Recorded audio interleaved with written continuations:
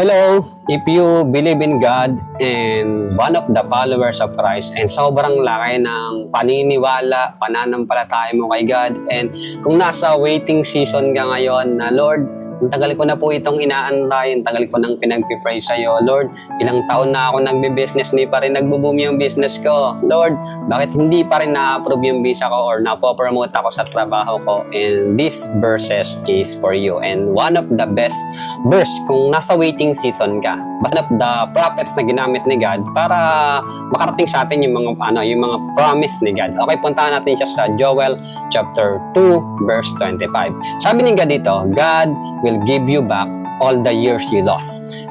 Be patient, be ready. Mag-antay ka at maging handa, sabi ni God dito.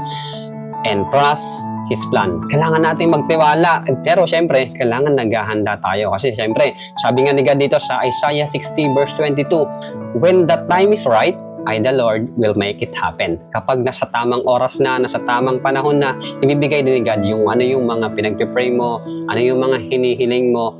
Trust His plan. Kaya sabi ni God, magtiwala ka sa Kanya. Okay ba yon? So, maniwala ka, magtiwala ka, and lahat ng magandang plano, ibibigay sa ni God. And sabi niya nga sa Jeremiah 29:11, for I know the plans I have for you, declare the Lord's, plans to prosper you and not to harm you, plans to give you a hope and a future. Okay ba yun? So, God bless.